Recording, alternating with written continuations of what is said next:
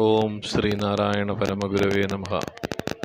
ശ്രീനാരായണ ഗുരുദേവൻ കൽപ്പിച്ചനുവദിച്ച ശിവഗിരി തീർത്ഥാടനം 91ാമത് ശിവഗിരി തീർത്ഥാടനവുമായി ബന്ധപ്പെട്ട് ഗുരു TV ശിവഗിരിയിൽ മഹാസമാധിയിൽ നിന്ന് തത്സമയം നിങ്ങളോടൊപ്പം ചേരുകയാണ്. ഗുരു പറഞ്ഞു തന്ന അഷ്ടലക്ഷ്യങ്ങൾ അത് കേൾക്കുവാനും അറിയുവാനുമായി തീർത്ഥാടന ലക്ഷ്യങ്ങളാണ് ഇന്ന് ശിവഗിരിയിലേക്ക് എത്തിക്കൊണ്ടിരിക്കുന്നത്. ശിവഗിരി തീർത്ഥാടനത്തിന് ഗുരു അനുമതി നൽകുമ്പോൾ തന്നെ ഇതിനെന്തെങ്കിലും ലക്ഷ്യം വേണമെന്ന് ഗുരു മുന്നോട്ട് വയ്ക്കുകയും അതിനുവേണ്ടി ഗുരു അഷ്ടലക്ഷ്യങ്ങൾ 8 ലക്ഷ്യങ്ങളെക്കുറിച്ച് പ്രതിപാദിക്കുകയുണ്ടായി. അതിലൊന്ന് എന്ന് പറയുന്നത് വിദ്യാഭ്യാസം, 2 ശുചിത്വം, 3 ഈശ്വരഭക്തി, 4 സംഘടന, കച്ചവടം, കൃഷി, കൈത്തൊഴിൽ, ശാസ്ത്ര സാങ്കേതിക പരിശീലനം.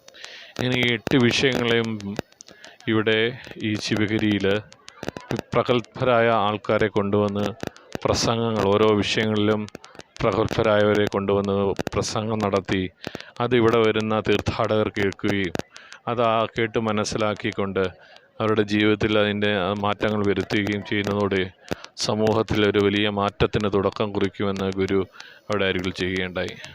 അത്തരത്തിൽ സമൂഹത്തിനായാലും ലോകത്തിനായാലും ലോകത്തിലെ എല്ലാ ജനങ്ങളുടെയും നന്മയ്ക്ക് വേണ്ടി ഗുരു ചെയ്ത ഈ ശിവഗിരി തീർത്ഥാടനം എന്ന ഈ മഹത്തായ മഹാതീർത്ഥാടനത്തിൻ്റെ നിർവൃതിയിലാണ് ഇന്ന് ജനലക്ഷങ്ങൾ ഇന്ന് ഈ ശിവഗിരി സന്നിധിയിൽ ഈ മഹാസമാധിയിൽ എത്തിച്ചേർന്നിരിക്കുന്നത്. നമുക്കറിയാം, പഞ്ചശുദ്ധി വ്രതത്തോടുകൂടി പഞ്ചശുദ്ധി വ്രതം പാലിച്ചുകൊണ്ട് ശിവഗിരി തീർത്ഥാടകരായി 10 ദിവസത്തെ വ്രതം ഗുരുദേവൻ കൽപ്പിച്ചനുവദിച്ച ആ 10 ദിവസത്തെ വ്രതം നോറ്റ് ഇവിടെ എത്തിച്ചേർന്ന ശിവഗിരി തീർത്ഥാടകർ അവർക്കെല്ലാവർക്കും ഈ അവസരത്തിൽ ഗുരുദേവ അനുഗ്രഹം ഉണ്ടാവട്ടെ എന്ന് കൂടി ഗുരു TV ഈ അവസരത്തിൽ പ്രാർത്ഥിക്കുകയാണ്. നമുക്കറിയാം, ഗുരുവിൻ്റെ ദർശനങ്ങളൊക്കെ, ഗുരുവിൻ്റെ ഏത് ദർശനങ്ങൾ എടുത്താലും അത് ഗുരുദേവ ദർശനം ഈ മനുഷ്യരാശിക്ക് സ്നേഹം നൽകുവാനും ഈ മനുഷ്യരാശിയിൽ മനുഷ്യരെല്ലാവരും ഒത്തുചേർന്ന് ഏകോദര സഹോദരങ്ങളെ പോലെ ജീവിക്കുവാനൊക്കെയാണ് ഗുരു കൽപ്പിച്ചനുവദിച്ചത്. നമുക്കറിയാം, സാഹോദര്യത്തെക്കുറിച്ച് ഗുരു പറയുന്നുണ്ട്. 1888 ഗുരു അരുവിപ്പുറത്ത് ശിവപ്രതിഷ്ഠ നടക്കുന്ന സമയത്ത് ഗുരു അവിടെ കുറിച്ചിട്ട വാക്കുകൾ ഏറെ പ്രസക്തമാണ്. ജാതിഭേദം മതദ്വേഷം ഏതുമില്ലാതെ സർവരും സോദരത്വേന വാഴുന്ന മാതൃകാ സ്ഥാനമാണിത് എന്ന് ഗുരു പറയുമ്പോൾ എല്ലാവരും സോദരന്മാരായി, എല്ലാവരും സഹോദര്യത്തോടുകൂടി, എല്ലാവരും ഒരേ മനസ്സോടുകൂടി, എല്ലാവരും ഒറ്റ മനസ്സായി ഒന്നായി സഹോദരങ്ങളെപ്പോലെ ചേർന്ന് കഴിയണമെന്നാണ് ഗുരു ആഗ്രഹിച്ചത്. ആ ആഗ്രഹമാണ് ഗുരുവിൻ്റെ.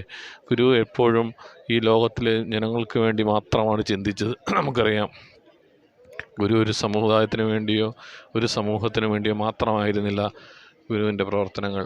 അത്തരത്തിൽ നോക്കുമ്പോൾ ഗുരു ആരായിരുന്നു എന്നറിയണമെങ്കിൽ ഗുരു നമുക്ക് ദൈവത്തെ ആരാണെന്ന് പറഞ്ഞു നൽകുന്നു. ദൈവദശകത്തിൽ തന്നെ ചൊല്ലുന്നുണ്ട്, നീ സത്യം, ജ്ഞാനം, ആനന്ദമെന്ന് ഗുരു ദൈവത്തെ നമ്മൾ പഠിപ്പിച്ചു തരുന്നുണ്ട്. അത്തരത്തിൽ ഗുരുവിൻ്റെ വാക്യങ്ങളൊക്കെ എടുത്ത് മനനം ചെയ്ത് പഠിക്കുമ്പോൾ ജീവിതത്തിൽ സമാധാനം ഉണ്ടാകുവാനും ജീവിതത്തിൽ ശാന്തി ലഭിക്കുവാനും ജീവിതത്തിൽ മുന്നേറുവാനും ഒക്കെയുള്ള ആശയവും ആഗ്രഹവും ഒക്കെ ഗുരുദേവ ദർശനം നമുക്ക് മുന്നിലേക്ക് നീട്ടിത്തരുന്നുണ്ട്.